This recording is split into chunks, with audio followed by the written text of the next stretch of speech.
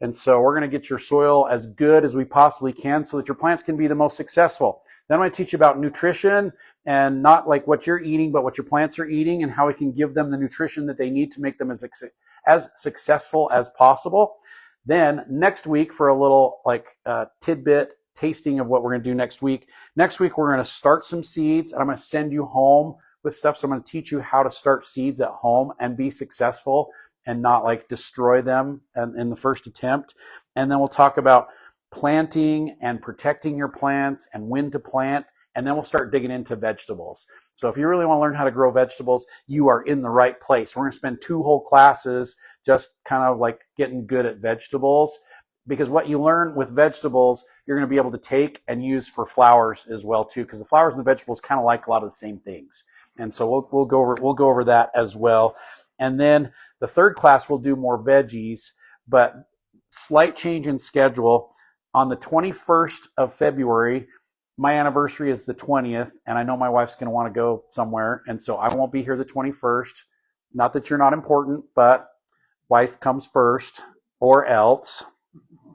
So I will not be here on the 21st. However, the extension agent from USU is going to come, and he's going to do pruning with you all. So it will be a great substitute for me, because he's going to come and he's going to teach you everything about pruning. And JD does an amazing, amazing job on pruning. This is a bonus class. So this is in addition to the ones that we do. So I set this up just so you could have something to do that week when I'm going to be gone. The 28th, I'm also going to be in Oklahoma because my daughter graduates from pilot school. So she is also more important than you are. And so I'm not missing that for anything. All right. So we're going to be there, but Josh is going to be here and he's going to go over pesticides with you. And Josh works here. He's the one with the long hair. Great story about Josh. I was at the basketball game the other night with Josh because my wife couldn't go. And he's sitting there watching the game, and people in the skybox, because we were up in the skybox, we got invited for some stuff we've done here at the store. And people are talking to me, and one gentleman says, "Oh, is this your wife?" And I just like, and it's like, "No, this is my cousin Josh." And Josh is the best, but he's got really, really long hair, and from behind, he does kind of look feminine. So, it's okay. He laughed too, so it was just fine. But I've got some great stuff planned for you. We're going to learn how to plant stuff. We're going to learn how to transplant stuff. We're going to talk about planting bare root. We're going to do pruning. We're going to do watering. We're going to do roses. We're going to do a little bit of everything. And then we'll have a class at the end, which is also another bonus. And you can just ask whatever questions you want. Just throw them out. Throw out those questions. All right. So if you have a question in the middle of the night, you wake up at 4 o'clock in the morning, you can't get back to sleep, and you're like, "Oh, I forgot to ask Mark this question." Email me. I will get your question. I might not answer at 4:05 in the morning, but I will answer at some point.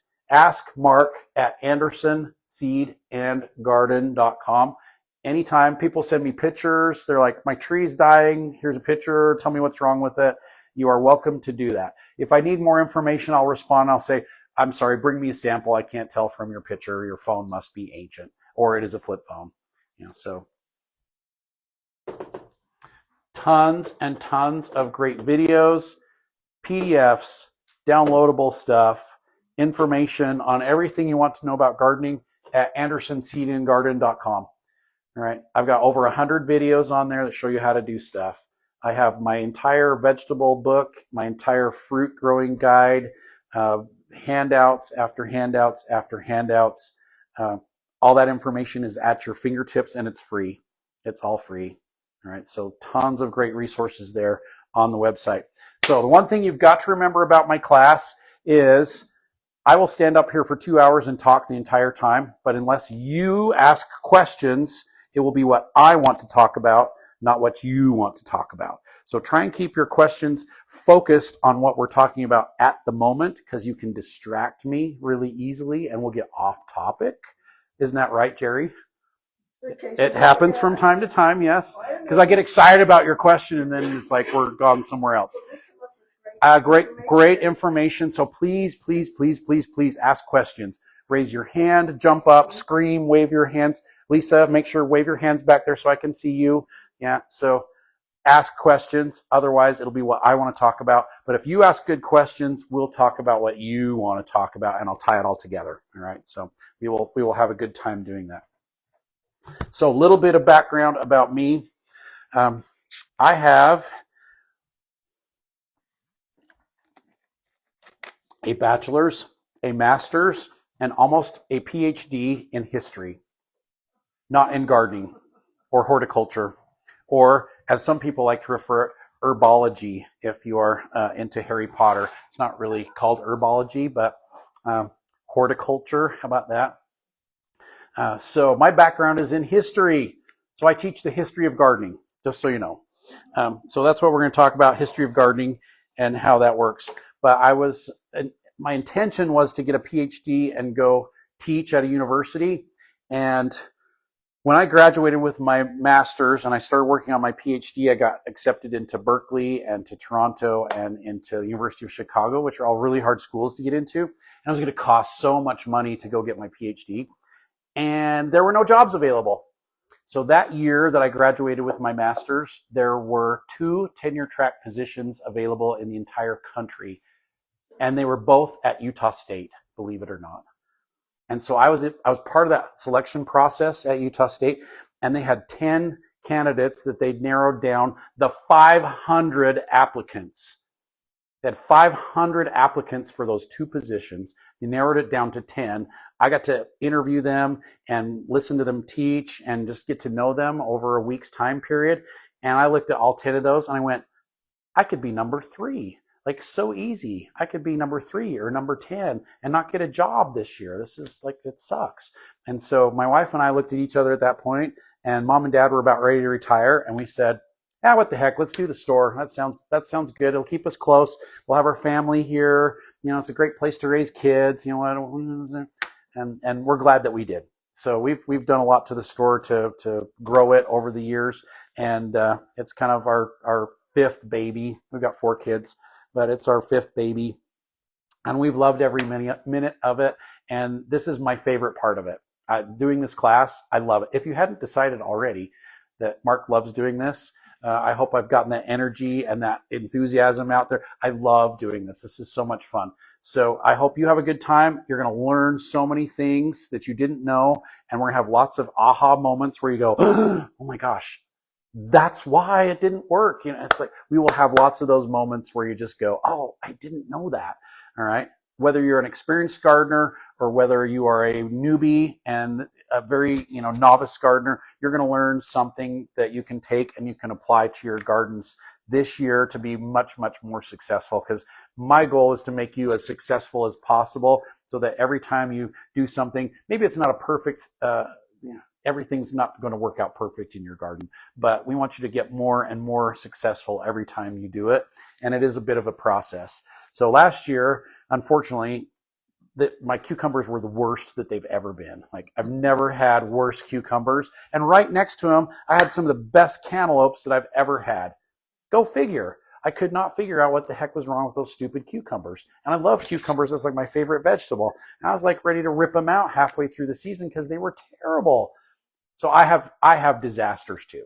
All right, it's okay. It happens. Some years the corn's amazing. The next year the corn's kind of okay. And one year the potatoes is awesome. And, and then the next year they're just like okay. So we're gonna try and even those out so you have fewer disasters and a lot more wins. All right, so we're gonna get a lot more wins. All right. No questions yet? All right, good. Nate, make sure you ask questions. Okay. All right. All right, make sure you ask questions. Okay, all right, soils. The best time of year to improve your soil is not spring, it's fall. Fall is the best time to improve your soil. So it's not too late to do it this year. So some of the stuff that we're going to talk about, you could do this spring. The key is, if you do it in the fall, you can do a lot more, and it breaks down through the winter time and improves your soil to the point where it's completely gone by the next spring, and then your soil's ready to work. If you add organic matter or add compost or different things to your garden in the spring, it takes months for it to decompose and to break down. But if you put it on in November, by March, it's completely almost gone if you do it correctly. And then your garden's like ready to go. So fall's the best time. So a question on that. Yes. So let's say we're about to break ground. We haven't done any of that. Right. What would you do immediately now since I wasn't fresh in the fall? Is it garden that has been gardened before, or is this a new spot? 2 acres, literally right next to a huge farm, so it's probably pretty fertile soil. Okay. But so it'll break ground right there. But Okay. It's kind of like patchy with grass. Awesome. We're going there. Okay. We're going there. Okay. So, I've got an interesting yes. I'm a woodworker. I have a lot of sawdust. That's okay, Jack. Can I sprinkle that sawdust? Yes, and we're going to talk about all the different types of organic matter we can put in there, which ones are carbon and which ones are nitrogen, and how to balance them so they don't cause a problem. Because if you use too much of one thing, that's a problem. So too much of one thing, even if it's a good thing, can really, really, really be problematic. We're going to balance it out. So the one thing that you can take away from today that you should never, ever, ever, ever forget, don't forget this, the most important thing you can do is variety. A variety of different materials will balance each other out. So every year I have many customers that come in and they're like, okay, last fall I went and I've got a neighbor down the street and he's got steer, dairy production, and he's got so much steer compost that he just gave it to me for free. So I put 5 inches of steer compost out in my garden, and I tilled that all in the fall, just like you said to do. And my garden is going to be so great this year. It's going to be so good. I put all that compost in there, and it's like, oh, dude, you didn't do that. And he's like, yes, it's going to be great. And it's like, 5 inches of manure in the fall is like still 3 inches of manure in the spring, because it doesn't decompose, it doesn't break down. And so when you work that into your soil, what happens is the next year you plant stuff, it germinates, it gets about that tall, and then it dies. And that's because it's got too much nitrogen and too much urea and too much salt in it, and it kills all your plants. All right, so too much of one thing, bad thing. Variety, good thing. So we want 4 or 5 different materials mixed together, incorporated into the soil so that it will decompose over the winter, and then you'll have magic the next spring. But too much of one thing is not a good thing. So the carbon to nitrogen ratio, so C is carbon, N is nitrogen. Carbon to nitrogen ratio is about 4 to 1. All right. This is a gross generalization, but carbon is brown and dry. Jack, what's your wood shavings? Sawdust, brown and dry. All right, sawdust, wood shavings, leaves that have changed color and dropped off, carbon. Anything that's brown and dry is carbon. Peat moss, coconut coir, wood shavings, sawdust. Most composts that are really high in like plant material, once it dries and turns brown, it's really high in carbon. All right. So we want 4 parts of carbon to 1 part nitrogen. Nitrogen is green, wet stuff. Also a gross generalization, but any like manures, chicken, horse, cow, bat guano, bunny poop, whatever. That's high in nitrogen. Green clippings, like grass clippings, also high in nitrogen. But once the grass clippings get spread out and then they turn brown and dry, guess what? Nitrogen is gone and it's carbon. All right. Anybody ever done the giant grass clippings pile in the backyard?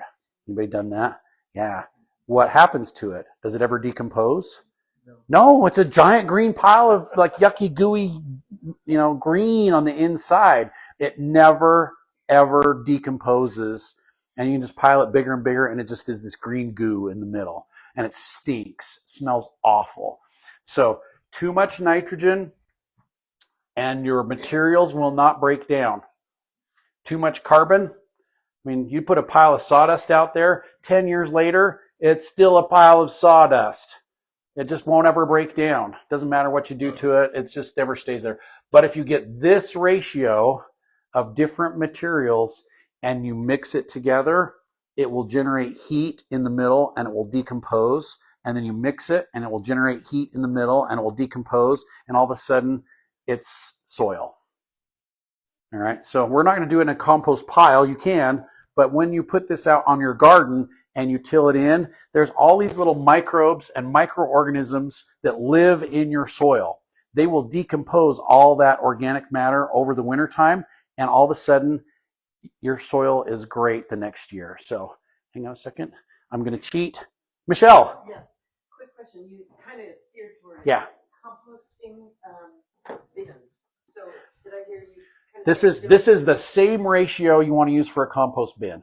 Okay. Exactly the same. But in the compost bin, you don't have the soil that is naturally full of microbes and microorganisms, so we have to supplement it. All right, so we're going to add some like humate, or we're going to add biochar, or both, because they are going to help boost your microbial activity and get that stuff to start to break down. No. Sometimes at like the landfill where they're doing like huge compost piles, sometimes it can like ignite. But in your backyard, usually you don't have a big enough pile to like really do that. The potential is there, but it's highly unlikely. Do you need to water the compost? It's good if it's moist. That's usually a little bit better than if it's like too dry. And so we'll say add some compost starter, like humate. I've got a compost starter downstairs that has like biochar and humate and worm castings. The worm castings have tons and tons and tons of microbes and microorganisms in there that break all that stuff down. And so that is a really good additive for a compost pile, but it's also really good to put into your garden because we're supplementing what's naturally there. We're just building it up. Okay, Garth. What do you do if you have like clay? So I've got a soil test that I did on my own garden, and we're going to talk about the components of your garden.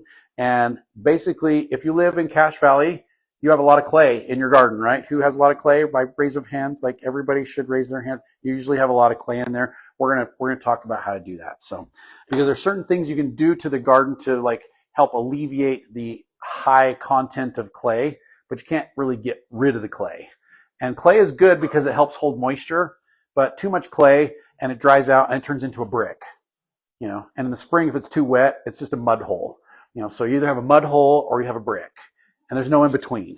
And like soil vegetables don't like mud holes and they don't like bricks. And so your potatoes and your carrots and your onions are kind of like so-so, but other things can do pretty well in it. So, all right, hang on. What do they call that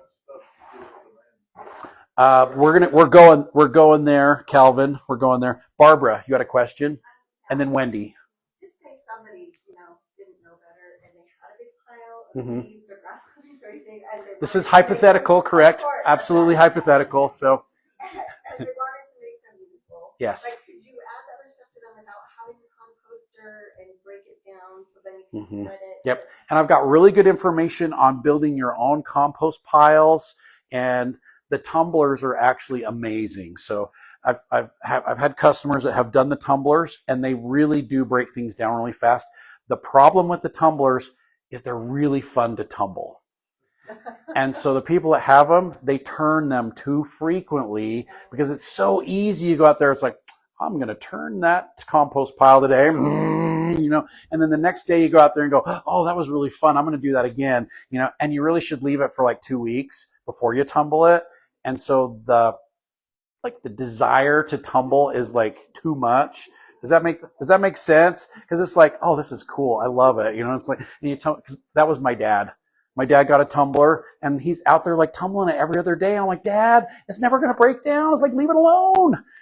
But he didn't have anything else to do, so he thought it was cool. So he's like, he's like cranking it. Barbara, okay, Wendy, we'll get there. Yeah. So we're in Brigham, and I don't know about the clay, but we have a lot of rocks. Rocks are good. Rocks are good. We're going to gradually take the big rocks out, but little rocks, not a problem. Yeah, so lots of little rocks, okay. Lots of big rocks, we're going to get those out.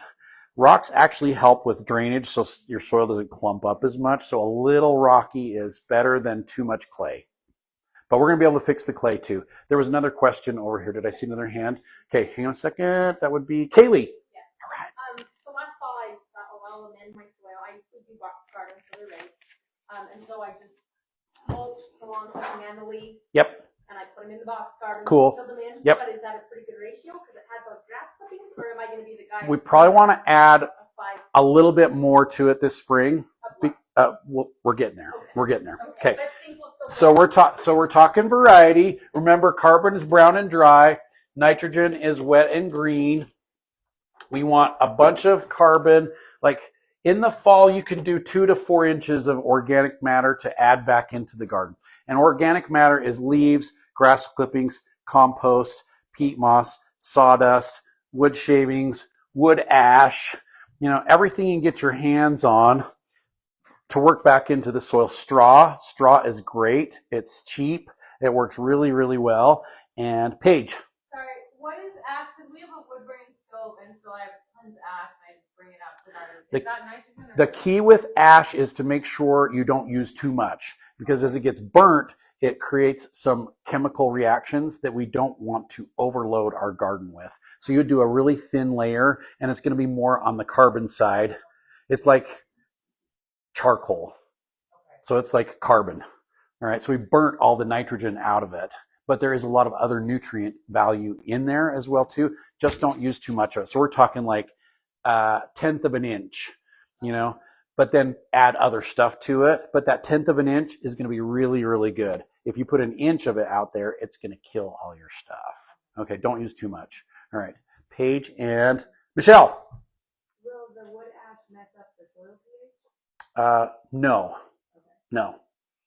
Should be good. It's a little on the alkaline side, but we can add some sulfur in there to bring the pH down. So it's okay. Yeah, it's okay. It's not a big deal, especially where we're using a small amount with all of our other organic matters in there. But just think about all those different things you can add in. You just need to make sure you get 4 parts carbon, brown and dry, and 1 part nitrogen, usually a manure of some sort. So bunny, steer, bat, all that stuff. Let's see. Jason. General rule, probably out of ignorance. I'm not the gardener here. What? This is date night. For dinner. But Yep. I also like the education. So in general, we haven't done any of this. Compost has done anything. We just go and get topsoil plus familiar. Yep. A little bit on top every year, and then till the end, and the soil just looks richer. It should get a little bit better. The topsoil plus from Miller's is great. It doesn't have a whole lot of nutrient in there. So over time, it's going to dilute down like your clay, so you don't have quite so much clay. So it's going to make your soil easier to work. But adding some of this different organic matter is going to be probably better once you get to a certain point. Yeah, we just don't want to put too much of any one thing, because like you get too much of that steer manure in there and then nothing grows for a couple of years. But then somebody said something about the compost from the landfill. Who was that? Was that Calvin? Yeah, compost from the landfill is the opposite of steer manure. It's like almost straight carbon. And so you get too much carbon. What happens is you put 5 inches of carbon out there with no nitrogen, and you work that in. 1, it doesn't break down over the winter. And then 2, it pulls all the nitrogen out of your soil to break it down. And so the next year you plant your stuff, it germinates, it comes up, it gets about that tall, and it never grows. It just sits there. And so it takes a while to break that all down as well too. However, the compost from the landfill now has biosolids in it from the water treatment facility. And so the nutrient value is much, much better. Is that the same with Brigham City? I don't know what Brigham City does with theirs, but they're composting usually lots of plant material, wood and wood shavings and stuff. Fortunately, Logan treats its own water now, and so they pull all those biosolids out, which are really high in nitrogen, and it decomposes all the carbon, and so it balances everything out. So their compost is highly desirable now, and if you talk to the mayor of Logan, he will tell you we might do a deal on compost for all the Logan residents this year that it will be free. What? What about Smithfield? You could come and beg, and they'd probably do it for you too. Okay. All right. Possible, because we have a lot. Like 4 years ago, we had that big snowstorm that just like broke trees all over the entire valley. They finally got them all shredded and composted, and they have, what did he tell me the other day? 20,000 yards of compost Wow. right now. It's a lot. Until last year. No, the compost wasn't ever free, but it was free to dump. Yeah, Yeah, I think that's they paid that's a little bit $10 that's a for little it. bit more complicated. Yeah, that's a little bit more complicated. But we won't talk about Logan City things here in this meeting. So, all right, Barbara, did you have a quick question? Then Wendy again. Yes. Like, so some people say, like, cardboard down, keep your beans down, Shred. If you're going to put it back into the soil, shred it. Shred it as small as you can. All right. So it's got to be small. The smaller the particles, the faster it decomposes. If it's really, really chunky, it's going to take longer to break down. Okay, Wendy? Like the area that we're gonna do for our garden, just like we're doing here, is a lot of weeds. That's okay. So Weeds are good. Green weeds, good nitrogen content. And to be honest, you'll never get rid of all the weed seeds. Thanks, Eve, in the Bible. Thanks, Steve. So just work with them. It's an opportunity. For me, weeds are opportunities instead of threats, so it's going to be an opportunity. So we're going to work those back into the garden. And everybody's like, oh, but it's just putting more weed seeds all over the place. Yeah, but every time the wind blows, it puts more weed seeds all over the place. Every time you use the irrigation water, it puts more weed seeds back in there. Just learn to deal with it. Take advantage of the weeds, chop them up, compost them. Great compost. Go for it. Yeah. When we get into like management of the garden, we'll work on how to take care of weeds and what's going to work better. Then there are some pesticides you can use, organic and synthetic, that will help control some of your weeds, but you still kind of have to get out there with a hoe and gloves and do the fun part. That's my favorite part of gardening, though. It's like I love pulling weeds. There's just something about pulling weeds. It's like very satisfying. Yeah, it's like, yeah, some people don't like it, but I love it. I'll get out there first thing in the morning and the sun's barely coming up and it's like quiet and I don't have my phone on me and nobody bugs me, asks me 50 questions. I'm out there on my hands and knees pulling little weeds out and I just feel so satisfied afterwards. It's like so great. Yeah, so anyway, okay, carbon and nitrogen variety. So for my garden, what I do in the fall, and this is exactly what I did this fall, I got some straw. I got all the leaves and grass clippings off of my yard, and I don't ever use a rake. I never use a rake in the fall. I use a lawnmower. And I suck up all the leaves, and I get grass clippings chopped up in with the leaves, and then I take those bags and I spread it all over my garden so it's leaves and grass clippings with the straw. And then sometimes I'll put some mushroom compost on, and sometimes I'll put a little bit of composted steer or poultry manure. I usually like the poultry better than the steer. It's not that steer compost is bad. Steer compost carries a lot of diseases in it. And they're not the diseases that affect you. It's the diseases that affect the plants. And so there's verticillium and fusarium and a bunch of other diseases that will never, ever bother you. Of course, there's E. coli and salmonella and other stuff in there as well, too. However, we don't want to kill the plants. So we're adding compost to our soil, and then we bring a disease in, and we wonder why we've got scab on our potatoes. So steer compost can bring a lot of diseases with it because it goes right through the cow's digestive system and comes out the other end. But with the chickens, their digestive system is different. It kills all the bacteria and stuff that's in there. So poultry manure, better than steer manure, but steer manure is still great. So Julia. Is that, if you're putting your own chicken manure on it? Yes. Can you put it in the fall? It'll be okay? Absolutely in the fall. Just don't use a ton of it. Balance it with 3 or 4 other things that are not nitrogen based, and you're great. The older it is and the less it smells like poop, the better. Okay? But if it's fresh, just beware, don't use too much, and make sure and balance it with a variety of other carbon-based things. I love straw because the straw is a little bit bigger. It's a little bit coarser. It takes longer to break down, but it really loosens and lightens your soil up. So it's really good if you got a lot of clay to add straw for a few years and then a bunch of other things with it, and it'll break your clay up. Okay, so I do all those things. Then I put humate on. Then if I am up to it, I do biochar. We'll talk about biochar too. And then I put some nitrogen on there. And I till it all in till like as deep as I can. 8 inches, 10 if you got a big enough tractor. Till it all in. If it sits on the surface all winter long, it won't decompose. And in the spring, it'll still be there. It'll just be compressed, but it won't decompose. But if you get it worked into the soil, it'll all break down and almost all of it will be gone this spring. All right. So I tilled a whole bunch of straw and leaves and grass clippings and mushroom compost and a little bit of poultry manure into my garden. And I went out there and got a soil sample, not yesterday, but the day before. And there was a little bit of straw still in there, but it's pretty much gone. Like Mother Nature has broken it down through the wintertime. It's only been like 3 months. So here's my soil sample. And this is a test that you can do at home. So this is from my garden, right where I'm digging my carrots up because they're delicious right now. And you do 2/3 water and 1/3 soil, and you dissolve the soil completely in the water.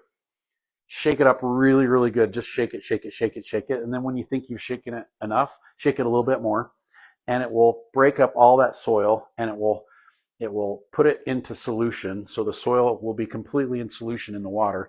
And then you let it sit on the shelf for 1 or 2 days. And what will happen is it will separate out, and you'll get 3 different layers, actually 4 different layers. And the layers will be in this order.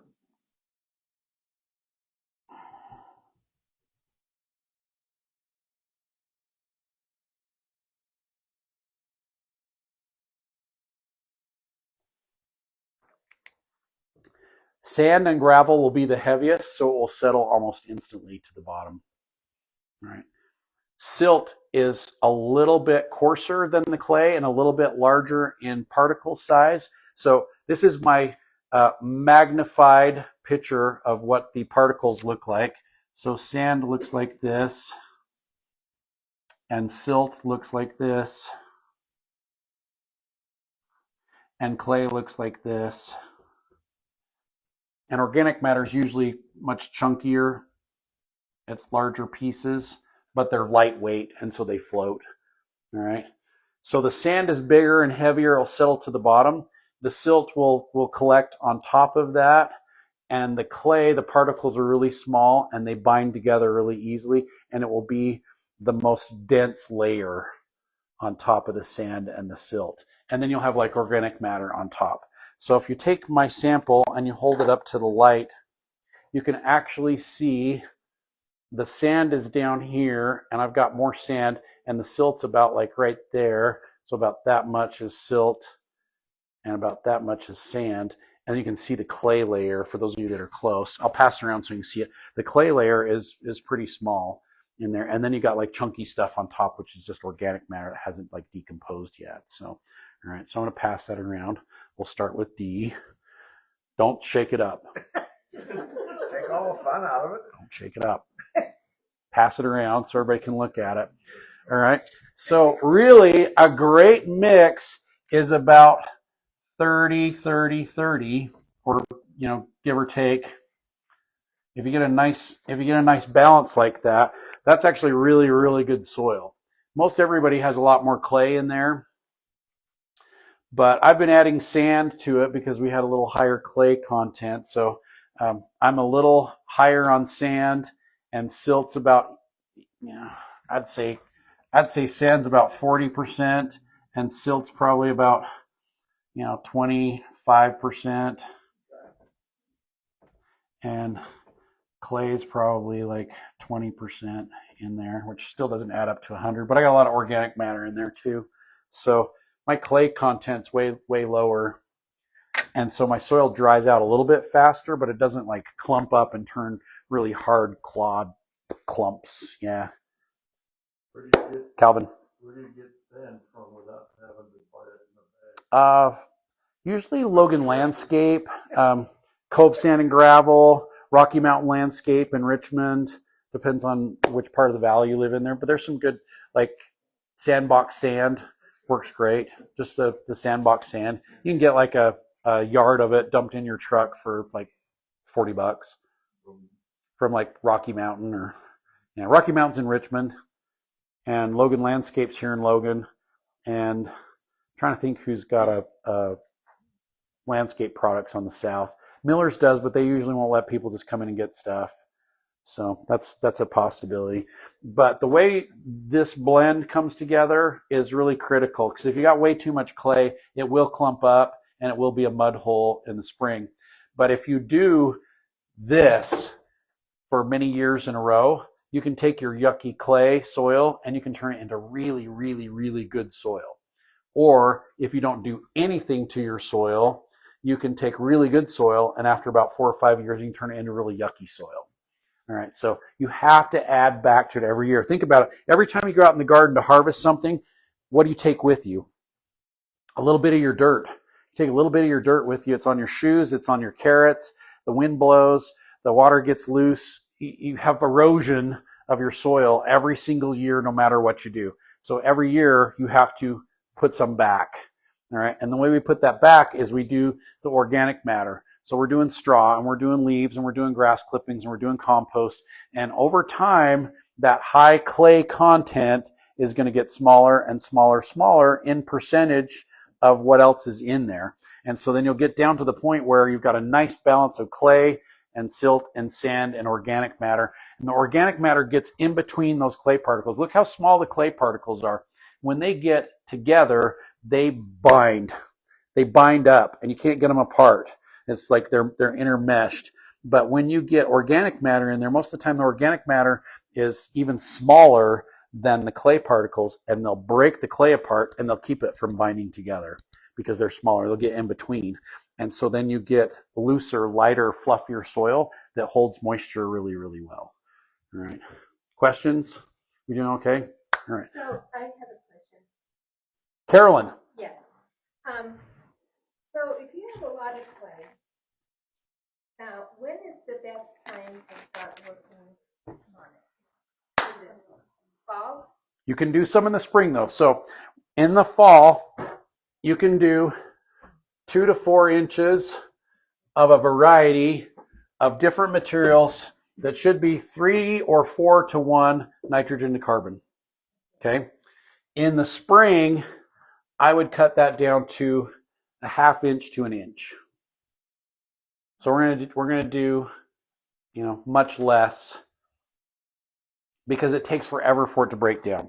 So if you put 4 inches of variety out there in the spring, you're going to be mucking through that variety all summer long, because it's going to take forever for it to break down. And your plants won't grow very well, because as that's breaking down, it's pulling nitrogen from the soil to break all that stuff down, and your stuff just won't grow very well. But if you do a 1/2 inch to 1 inch and really work that in, it won't affect it at all, and it will be really good. So, all right, Nate. So that includes our unbroken ground here, like a never before garden. Right, So like right there, Lisa. Yep, right there, Lisa. We're gonna go home and do that bottle test, get an idea of what's there, and then Yep. And we're going to do a soil test in here too to find out nutrient value. And if you really want to, you could do a jar test at home, and then we use the jar test to get the water off the soil, because the nutrient is water soluble. So it'll put the nutrient into the water, and then we'll test the water to see what your nutrient value is. All right. So we're going to do that in the class, like in 10 minutes. Yeah. So, all right. And if you want to, you can bring your own jar in, and I'll let you test it as well too, if you want to do your own test. No, you just do it like within the top 3 or 4 inches. Yeah. Right where your plants are going to grow. Yeah. Right there. Michelle. What if you're starting with a brand new like raised bed? It's clean. Yeah. It depends on what you put in for soil, because you can do a topsoil, and usually for raised beds, we recommend that you don't do just a straight topsoil, but you're going to amend it with like a box mix, because a raised bed mix is almost too light and topsoil is almost too heavy. And so I do a 50-50, and that works really, really well, because it's light, but it's dense enough that it doesn't blow away. Topsoil and a raised bed mix. So raised bed mix is going to have a lot of that organic matter in there. It's going to have vermiculite, and it's going to have perlite, and it's going to have peat moss, and it might have coconut coir in there as well too. And we're going to do an experiment right now with the coconut coir while I answer questions. So coconut coir is an amendment that you can put into your soil. And coconut coir, this is called beet peat, but coconut coir is the exterior of the coconut. Right? So this is the outside of the coconut that they've like ground up, and then they put it into a compressed brick, and it holds moisture better than peat moss does, and it's more fibrous, so it sticks around longer, because peat moss is a really fine, it's a really fine product, and it just is really, it just disappears really, really fast. So coconut coir, we're just going to break it up, and we're going to throw it in here. And the coconut coir will absorb and hold moisture like crazy. So there's our coconut coir wafers. You saw how, I mean, it's not very much. It's just like this little teeny layer. It'll absorb an entire gallon of water while we sit here and wait. So coconut coir is one of my favorite soil amendments. As we talk about planting in the spring, coconut coir is one of my favorite amendments to use to put over the top of it, because it holds the moisture so well. Like, it'll make your carrots just grow so much faster with the coconut coir. So we incorporate coconut coir into raised beds. It will hold moisture like crazy. I'm going to pass some ingredients around so you can like see, touch, feel some of these common ingredients in potting soils. But we're going to do an entire gallon of water in with this coconut coir, and it's going to absorb it all up in about 5 or 10 minutes. Please for coir. C-O-I-R. Okay. C-O-I-R. Yep. All right. So coconut coir is really cool. Break that up and put it Yep. on the plant. After you Once seed. you'll see it once it hydrates, and then you can just like incorporate it into your soil. But I use like a 1/4 inch layer right over my carrot seeds, and instead of taking 21 to 28 days to germinate, it takes 12. They come up that much faster because it holds the moisture so well. It really gets your seeds to germinate a lot faster. So More about that. yeah. So this looks like cat litter, but it is called zeolite. I'll here. So the coconut coir is spelled like that. That's not the best pen. That one's not much better. Where's my other pen? Right there. So we got coconut coir and we've got zeolite. Zeolite looks like cat litter, but if we look at it under a microscope, it looks like volcanic rock that you bring home from Hawaii, which you're not supposed to do, but most people will grab a piece anyway. So look, it's got lots and lots and lots and lots of little holes in it, and those little holes will hold moisture. So by the principle of osmosis, all those holes have a lot of surface area, so the water will get inside all those holes. And once it saturates, it keeps it in there until the surface area around the outside of it gets drier, and then it will release all the moisture out. So you can add zeolite to your soil, and it's like rock. So we're adding gravel to our soil, but this gravel holds moisture like nobody's business. And so it will make your soil so it absorbs and holds moisture a lot longer and releases the moisture out when your plants need it. D. And then Paige. So I have a really, I don't know how much it is, but it's a really big garden. It's in the ground. It's not like a raised bed. So if I wanted to add like coconut coir and zeolite, I feel like it'd be really like, Depends on how large your area is. Yeah. So that's why straw and leaves and grass clippings are like the most common, and then composted manures and things, because they're cheap and plentiful. If you have smaller areas, it's really easy to incorporate the coir and other stuff, because it can get really expensive. okay, so Yeah. I was just gonna ask, like, do you just, because I've done the coconut coir just on my carrots and it helps. It's huge, isn't it? Yeah. Yeah. It's like, whoa, this is Yeah. amazing. Yeah. So would you suggest kind of then putting those things just where my Yeah. specific And then at the end of the season, you just incorporate it back in, and you've just kind of amended a little bit more there. But the coconut coir is actually a little bit less expensive than peat moss to buy in like the big bales. And so it just depends on how much money you got and how quick you want to like fix your soil. But there's a lot of different things. So vermiculite's fairly expensive, but it's great for starting seeds, and it's in a lot of potting soils. So I'm going to pass vermiculite around next. Vermiculite is like expanded mica, and it holds moisture like little sponges. So this is like even more absorbent. This is what they put down when there's like a oil spill at the mechanic shop, and it'll just like, it just draws it all up, and then they can sweep it up and get rid of it. So vermiculite. I've got perlite samples right here too, and perlite looks like pumice. It's also very porous. It will retain moisture because of the surface area, but then it releases it back out. But the perlite's great because it helps the soil from clumping up. So it's good to separate the soil out as well too. And this pumice and that zeolite, they come from like this area. Like they come from northern Utah. So they are all naturally mined. Hess pumice is just over the mountains. Yeah. Ethan. Yeah, question. So we have dogs. Yeah. And sometimes we actually just live in this house in the garden. Yeah. Sometimes the dogs like to go and poop in our garden. That's something I do like stop completely. Cat and dog poop have a lot of very negative bacteria in them, especially for pregnant people. And so I would recommend you don't let them do that. You can compost it as much as possible, and that bacteria is still present. And so if they do, it's okay, but I would not recommend you let them do a lot. Because I can't stop my cats from pooping in the garden, but it's pretty small compared to my 8,000 square foot garden. So it gets broken down over a large area, but don't add it on purpose. Yeah. I would get rid of it, but those bacteria and diseases, they stick around for a while. So get rid of it when you can. You don't have control over like everything, but do your best. That is the vermiculite. Yep. Our coconut core is absorbing over here.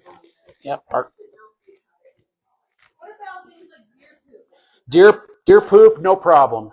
Yep, no problem. Compost it. It's the pets because they eat meat. It's the meat portion. If you had wolves or bear poop out there, it might not be great, but the bears aren't that carnivorous. They're more omnivorous. But it's the carnivores you got to watch out for. So, diatomaceous earth, we carry it. It has a lot of good benefits to it. It is not the greatest insecticide. A lot of people talk about how amazing it is, but what diatomaceous earth does, and we can talk about it when we get into pesticides, is it's kind of like walking through a field of razor blades. And at some point, the bugs are smart enough and they realize that that's not a great place to go, so they just kind of stay away from it. It's not a great insecticide. Yeah. Because they just go, I don't like walking through razor blades. I think I'll go this other way. So they find a way around it. And then as soon as it gets wet, it's worthless. So if it gets wet, it just doesn't do anything. It only comes powdered. Yeah. Yeah. Yeah. And the zeolite, you want the chunky stuff. Yep. The chunkier, the better, because you want that stuff to stay out there. And once you add it to your soil, it will last forever. Like it doesn't go away. It stays there. Yeah. So. On the deer subject, and all Yeah.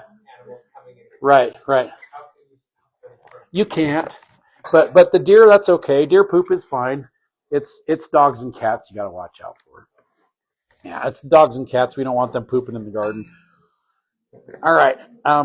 The coconut core has sucked up all that water, so the entire gallon is gone. I'll pass this around too when we get there.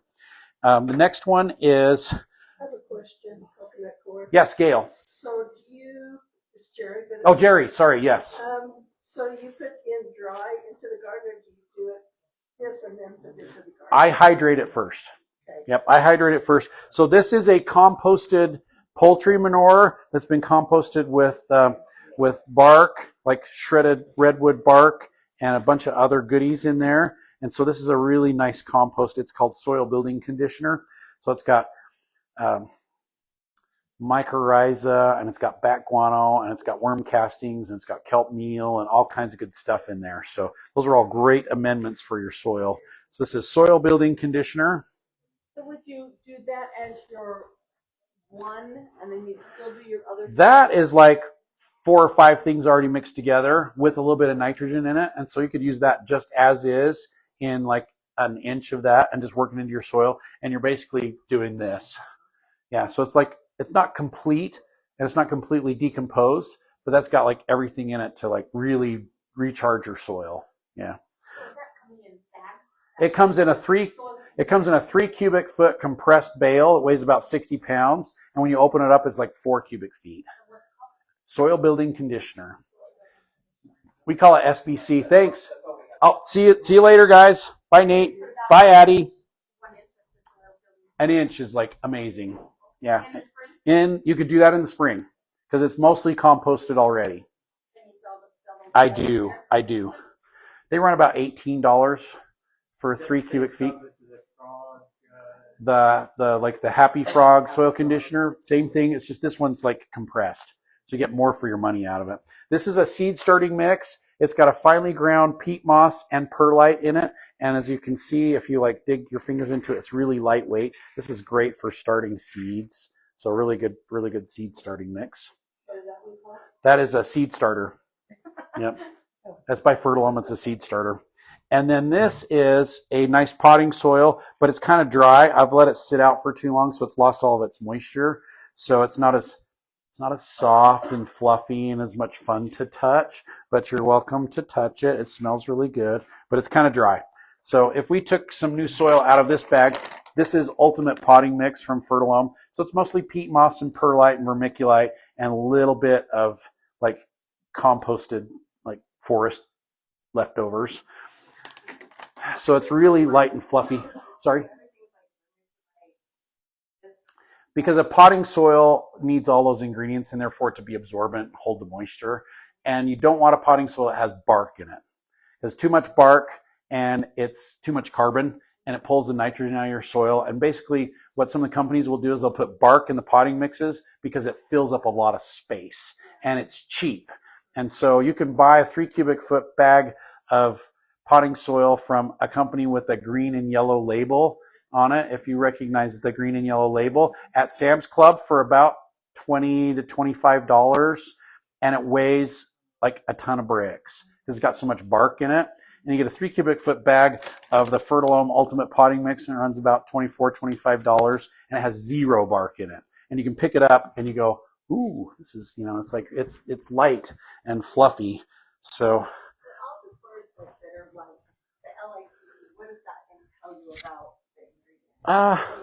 not really. I think it's just coincidence that they all kind of have the same ending to them.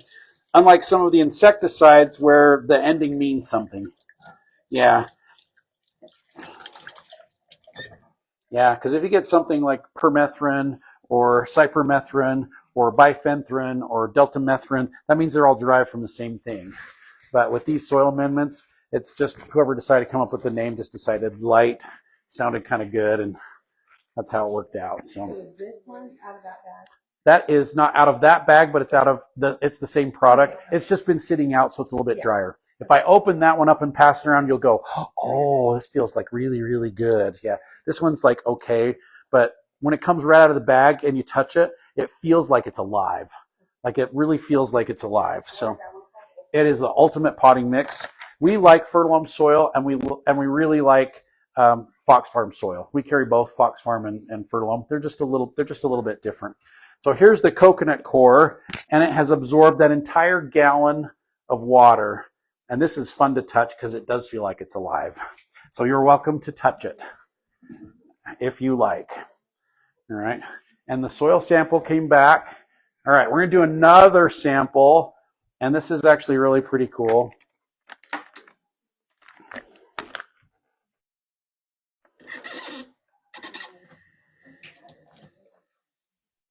When you do this soil sample, you just take it off the top, Yep. Dig in there and grab the soil and throw it in a jar and put about 3/4 full jar of water in there, and away we go. Don't you love it? It's like so soft. It's just like I love to touch it. Okay, this is a soil amendment that is a polymer. So this is like the polymer that they put in diapers, and it will absorb about 100 times its weight in water. And so that's why it's so effective in the diapers, but you can actually use it in your soil, and it will help your soil retain the moisture. So we're going to take a teaspoon of this stuff, which is called Soil Moist. And we're going to put that teaspoon of Soil Moist into this lovely little plastic container. And you can hardly see it in there, but it's in there. So a teaspoon. I'm going to put in more than 4 ounces of water because this is like completely full. And we're going to let it just sit here. And it's going to suck up every drop of that water. What is that called again? It's called Soil Moist. And we put this into like hanging baskets and planters. And you can use it in vegetables too. It's like non-toxic, but it holds 100 times its weight in water. And then as the soil around it dries out, it releases the water back out into the soil. So we're going to let that sit for 4 or 5 minutes, and it's going to suck up every drop of water. Paige. So how much would you put in a hanging basket? Because I try to make my own. You want to incorporate it into the soil if you want it for like a thick layer, but sometimes if you've got a basket that has plants in it, you can't do that because you're going to mess up the soil. So we'll take a pencil or a pen or a stake, and we'll just probe holes into it and then fill the holes up with it, and it will just like, it'll expand out, and it creates these columns of water that your plants can access. And so for existing plants, that's the best way to do it. And don't fill the holes up all the way because it expands. And so it'll just like, it'll expand out the holes. So fill them up about less than halfway. So if you made your own though hanging basket, like how much would It has instructions on there on how much soil to do. So if you're doing like, let's see,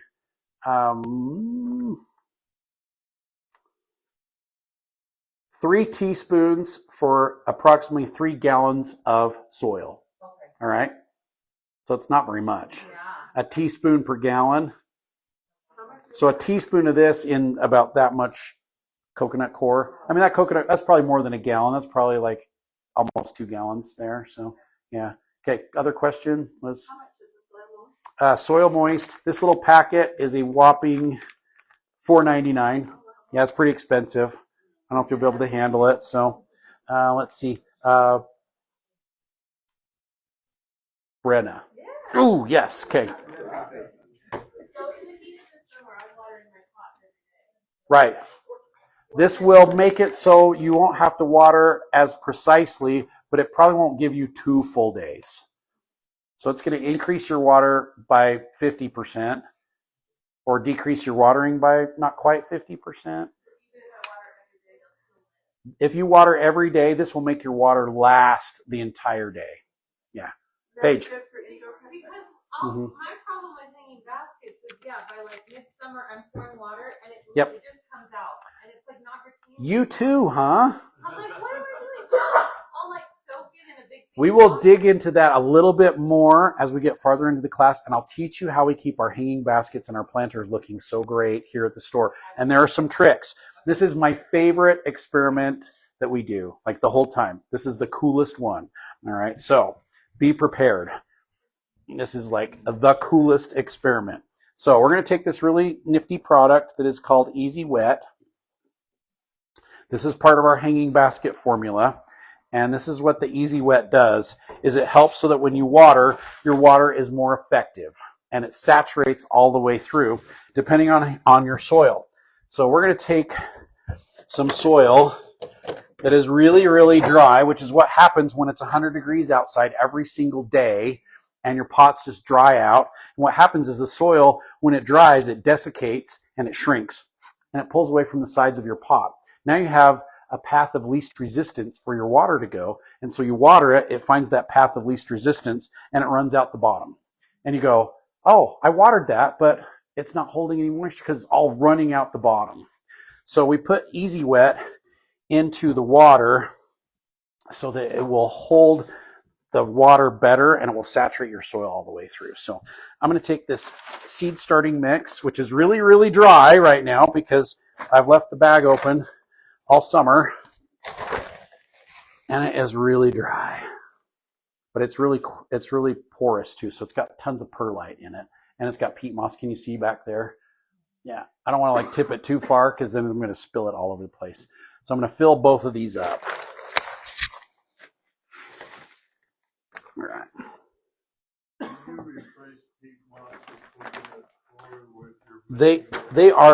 They are interchangeable.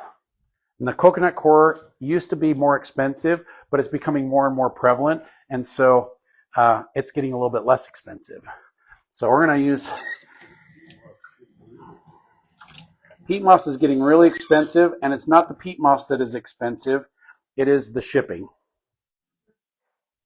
Shipping has doubled the cost of the peat moss. Yeah. But everybody thinks shipping is free because you can get free shipping on Amazon. But it's not really free. You end up paying for it. So, all right. So watch this. So I got a full cup of water.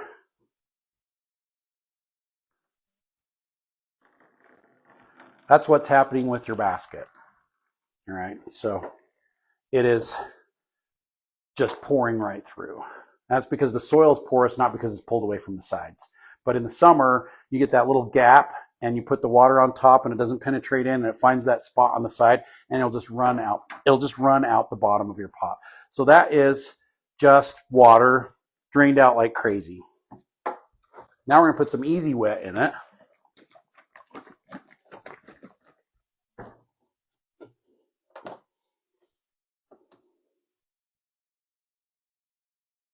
Try not to make a giant mess with it.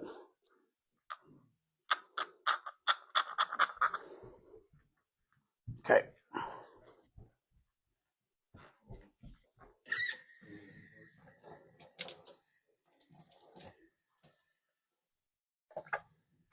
I'm going to clean my pipette while I'm at it. So, all right, because we're going to use that for the soil test we're going to do here in a second. I don't want it to be dirty. All right. Okay. As you can see, same amount of water. I'm not cheating, but it's got the Easy Wet in it. In fact, I'm spilling it worse than the other one because it's so full. All right, there we go.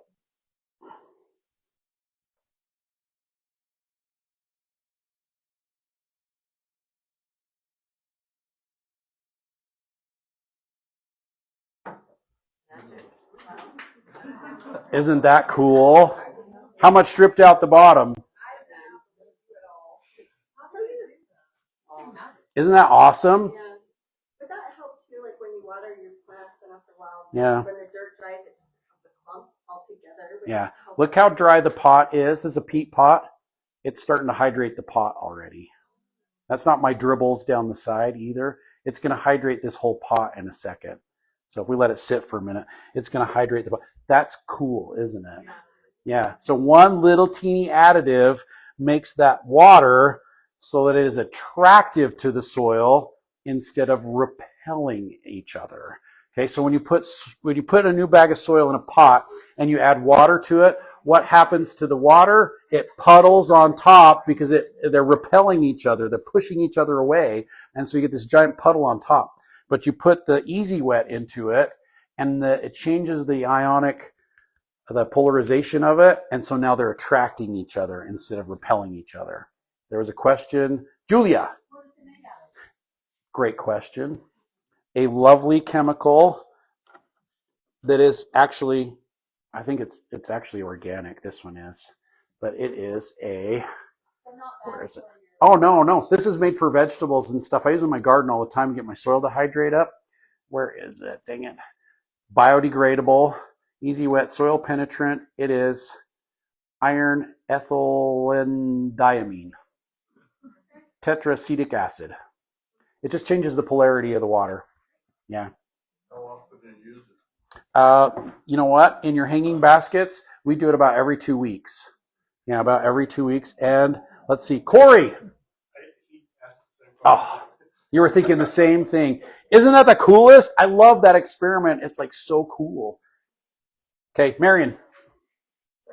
When you say you do that in your garden, Yes. put it in there,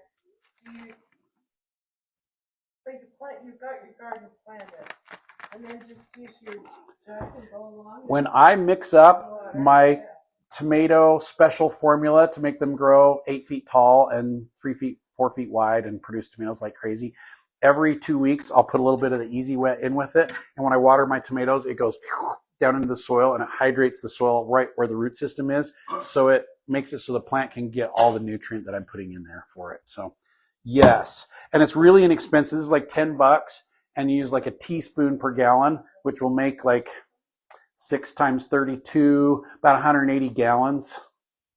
Yeah, so it goes along. It's not very expensive. Yeah, it's really inexpensive, in fact. Okay, it's 1:45. I'm going to start the soil test, and it should be ready by the time we finish up. And if you've got any other questions on soil, we're going to do it. We're going to dig into nutrient really quick. We're probably going to carry nutrient over a little bit till next week. Since you asked so many questions, we didn't get through stuff fast enough. Dang it. Look at the soil moist. It has absorbed every drop of water. Also, this is kind of a cool experiment. Also, I'll pass this around because this is fun to touch also. So you can be careful, D. Don't shake it up.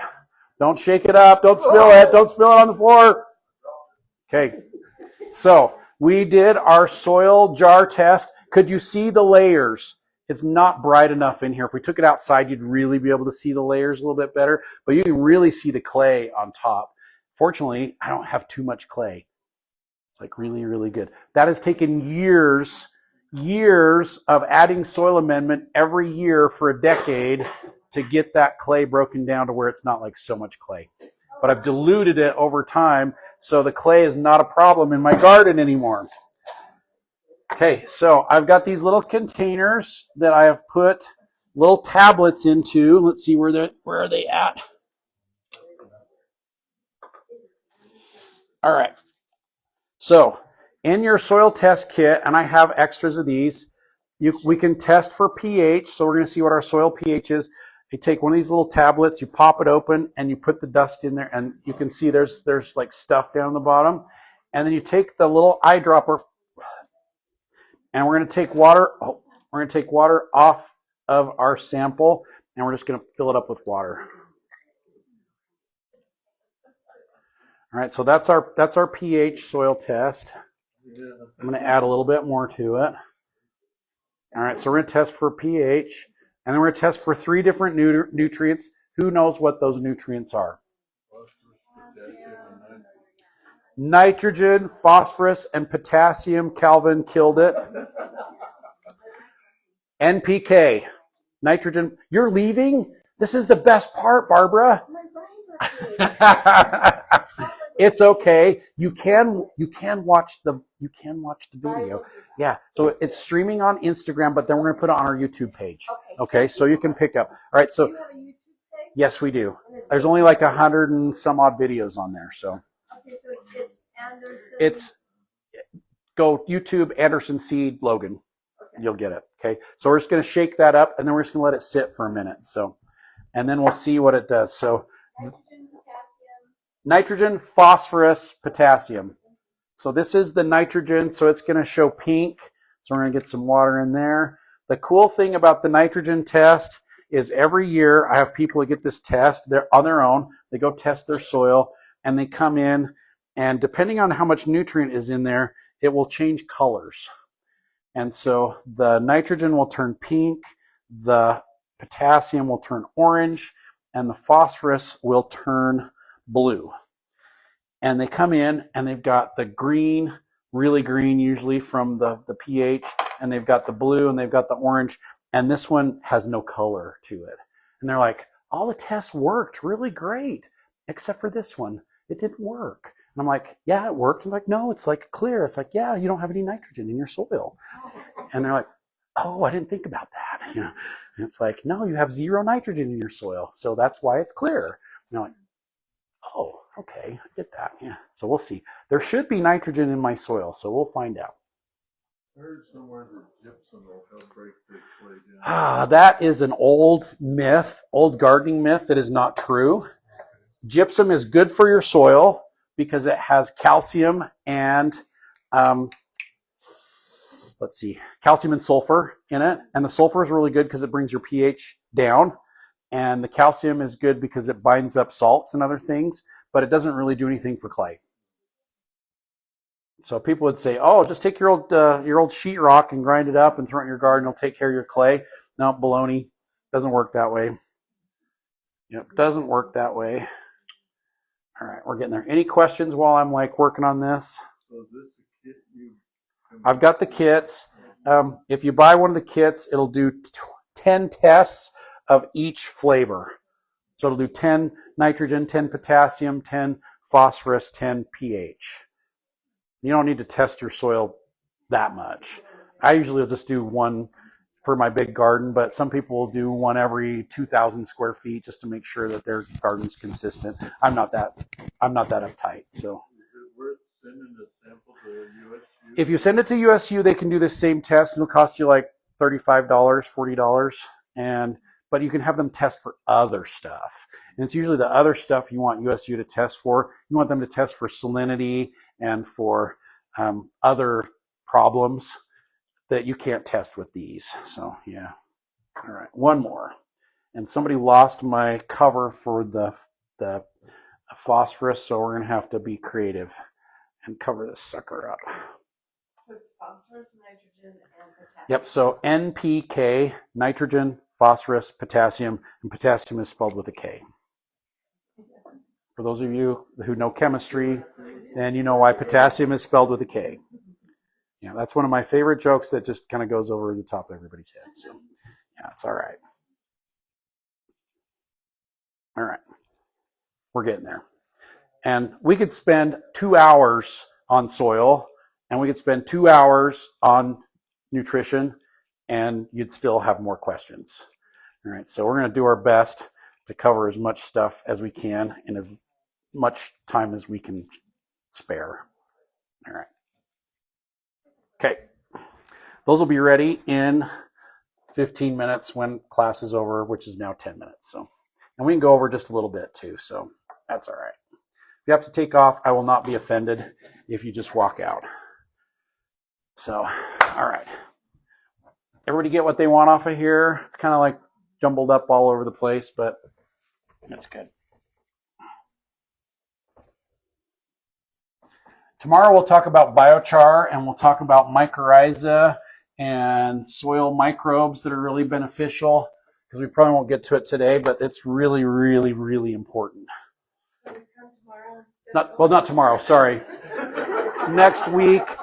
Marion, I'm thinking ahead going, oh, this will be so much fun to do tomorrow too. So I know this is like way better than church, right? Ah, man, yeah, this is Garden Church. Garden Church, that's right. Gospel according to Mark.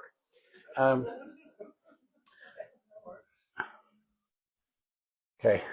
Again, have you figured out already that I love doing this? It's like, this is like so much fun. And you are a blast as well too. Some classes better than others.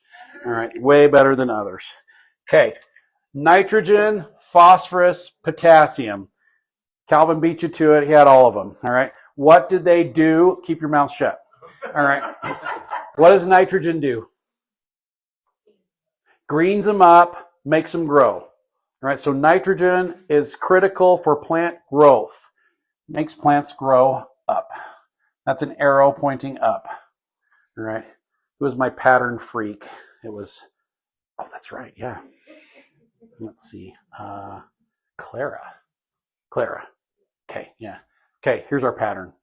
All right. Arrow pointing up. Nitrogen, arrow pointing up. Phosphorus. What does phosphorus do? Feeds the roots. Root development, fruit production, flower production. So roots, flowers, and fruits.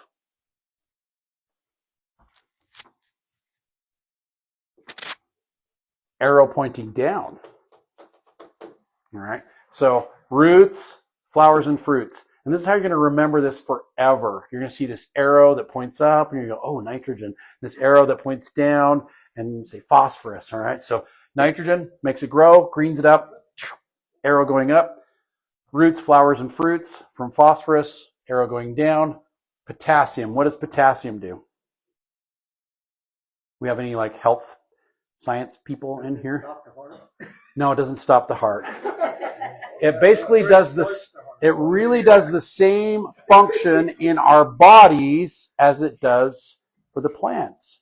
There's a lot of really interesting well, yeah, but it facilitates all the other functions inside the plants. It's a good thing. All right. That is not a tomato. It's an arrow that goes all the way around. Okay. My circle's not like perfect, but I did a bigger circle than I usually do. So this is where the pattern comes in, Clara. We've got arrow, arrow, tomato doesn't work. But arrow, arrow, arrow, that works, okay? So we've got an arrow up. Nitrogen makes things grow. Phosphorus, arrow down, roots, flowers, and fruits. Potassium is an all-around nutrient that helps facilitate every other system inside the plants. So it helps with water uptake. It helps move nutrient through the plant. It helps with disease resistance. It helps with drought tolerance. It helps with all kinds of things that are happening, and it makes their stems stronger and their root systems better. The plant cannot use phosphorus and potassium with phosphorus and nitrogen without the potassium. The potassium makes everything work. So if the plants don't have the right amount of potassium, they just don't function right. All right, so they need that potassium. It's critical. So we've got an arrow up, arrow down, arrow all around. Arrow, arrow, arrow. All right, so this is how you're going to remember it, because every fertilizer on the bag has 3 numbers. 12, 12, 12. All right, so nitrogen, phosphorus, and potassium. Every bag of fertilizer or bottle of fertilizer will have an analysis on there that says this is the amount of nitrogen, phosphorus, and potassium that is inside this product. All right, so it is critical that you know what those mean, because most people go to the grocery store and they're cruising around with their cart and they go, oh, that's a really good price on that fertilizer right there. And they have no idea what the numbers mean, but they just saw the price and go, oh, that's great. I think I'll take 2. And they put it in their basket and they go home and they use it on everything. All right. And that doesn't work for everything. All right. Some plants don't like that. They want to have something more specific. So for you to remember what those things mean, let's say our favorite fertilizer is 15, 30, 15. All right. So that's 15% nitrogen, 30% phosphorus, 15% potassium. You know, what do those things do? All right, this is how you're going to remember all that stuff. All right, forever. You're going to remember this little mnemonic, and you're going to go, every time you look at a bag of fertilizer or a bottle of fertilizer, and you go, oh, Mark taught me that. All right, don't forget, always going to remember, every bag has an analysis on it. This one's a 573, 16, 16, 16, could be 23, 316. Every time you look at a bag of fertilizer, say this in your head. Up, down, and all around. Up, down, and all around. That's all you need to know. Up, down, and all around. Every fertilizer, when you look at it, you go up, down, and all around. You know what that fertilizer is good for. All right? Corn is a vegetable, but it's also a nitrogen hog. All right? It's a grass. It's a grain. It grows like grass. It wants nitrogen. It doesn't really care about everything else. All right? My corn would be super happy with 3400. All right? I give that to my corn, which I can't give to it because it's illegal to like sell 3400 now because you make bombs out of it. Think about Oklahoma City bombing. 3400, that's what Mr. McVeigh said. That's what Mr. McVeigh used. But the corn, it's going to go, love it. This is awesome. But if we give that to our tomato plants, what's it going to do to the tomatoes? It's going to make them grow really, really tall, and they're going to have a single fruit on them. Or if it does do fruit, they're just going to be green and they're going to be small, and the plant's going to be like 8 feet tall. And not anybody ever grown that tomato plant? Anybody? D, Jack? Yeah, you'll get this huge plant with no fruit production. What does it need? It needs a higher phosphorus because that's for fruit and flower production. All right, so you can't just give everybody the same fertilizer. You have to kind of think ahead of what they actually like. And part of being a really good gardener is anticipating what the plants like and giving them what they want so that they will give you what you want. So corn, 3400, perfect. But really for tomatoes, they want this because it's got the high phosphorus, got a little bit of potassium, a little bit of nitrogen in there, and they're like, yes, much better. Paige. So how do we know how you learn that? Yeah, like is there a... You take this class. I mean, I know where I I'm going to teach you the basics of all these things so that you can anticipate what your plants really want. All right. So and then you can use the right kind of fertilizer. But then there's like 15 kinds of fertilizer, and then you have to like figure out which one. You can't use one fertilizer for like everything. But you can probably get away with about 3 or 4 for most everything because they do different things. All right. So, Michelle. Does that mean that also helps for you what the neighborhood looks like? So. It's kind of what the environment is and what environment they're in. And then some fertilizers are really fast and some fertilizers are really slow. And we try and use a little combination of both because it's kind of like I'm worn out. I need a Snickers and a Coke, you know, or I'm starving and let's go eat a really good healthy meal. You know, so it's a little bit different, but sometimes they kind of need the Snickers and the Coke, and sometimes they need the really good meal that's going to last a lot longer. And it's going to be all right. So we're going to figure out how to balance all that stuff out. So, all right. So let's see. Sunny. So I'm looking at these 2 bags of fertilizer. Yes. And or 3. Thank you. So it says like all right. both of these are like fertilizer. I didn't hear any questions, Dale. I'll ask next time. Okay. Awesome. All right. Thank you. So these both are for tomatoes and vegetables. Mm-hmm. And one's a 573 and yep. one's a 722.8. I did that on purpose to freak you out. Thanks. Okay. It worked. Yep. And we got a 5, 10, 5. I did that on purpose to freak you out. So, good job. All right. So now that we know what all these nutrients do, up, down, and all around, don't ever forget that. Up, down, and all around. You're like, good. Different fertilizers react differently to the plants. So there are different types of this is a straight nitrogen fertilizer. So another one that you can get is 2100. And they are both straight nitrogen, but they work so differently in the plant. Because this is an ammoniacal nitrogen. You don't have to know all those words. All right. It is totally water soluble. So the minute you put it in water, it dissolves. This is a nitrate-based fertilizer. It's not water soluble. So it doesn't break down really fast. No, but there's other forms of it. So oh, we used to sell tons of it. But now you have to have a license to get it because you can make a bomb out of it. But you know what? You don't even need a license for a concealed weapon. So it's like I don't get it, you know? It's like yeah. Okay. So this is instantly available to the plants because it's water soluble. So it dissolves completely and all 21% is available to the plants. So you have to be a little careful with it because it'll burn your plants if you get too much on there. But the nitrate takes 6 to 10 weeks to break down all the nitrogen. So it's a slower release nitrogen.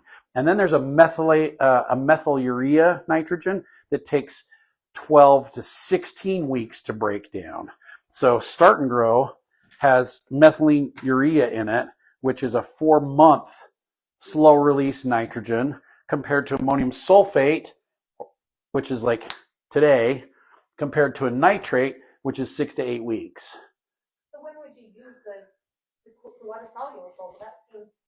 I use this on my corn because like the corn's like yummy. 4 times when I plant, not per week, but 4 times during the growing season. Yeah, sorry for the confusion.